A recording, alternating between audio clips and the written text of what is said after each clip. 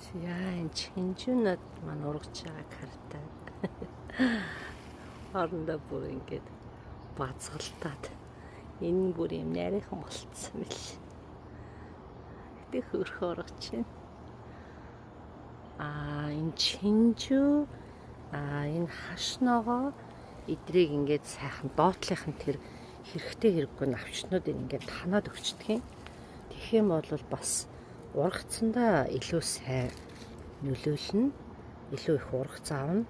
Тэгэхгүй ингээд нөгөө хитрхи их навчтай байгаад байхаар навч руугаа нөгөө хамаг шимтгийлэн юм нь явагдаад тэгээд ургац авах жоохон багасдаг гэдгийм билээ. Тэгээд сүүлийн хэдэн жилээр нь би байнга ингэж ханж байгаа.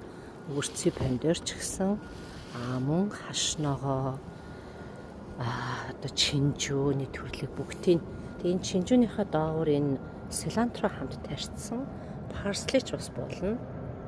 Тэгээд эдгээр чинь нөгөө энэ навчныхын артлын янз бүрийн хорхоо шавж нөгөө ургамлын өвчнөөс хамгаалдаг гэдгийм билээ. Тэгээ энэ жил тарьсан чи харин аюул сайхан ургач чинь.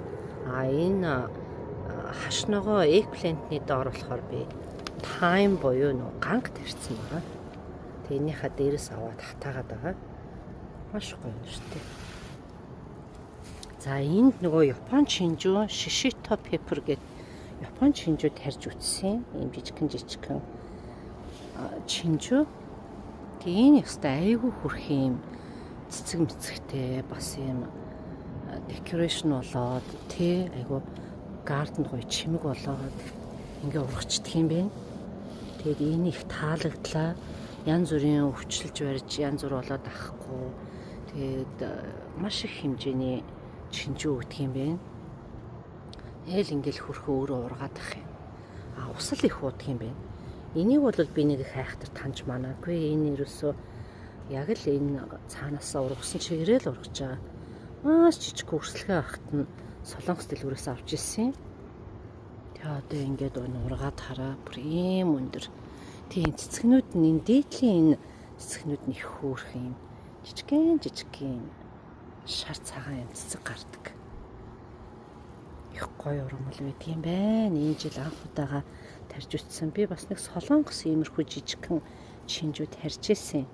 Тэгээ энэ яг тэрнтэй жоохон төстэй мэн. Гэхдээ тэрийг бодвол энэ чинжүүн жоох юм өрчгөрдөө юм.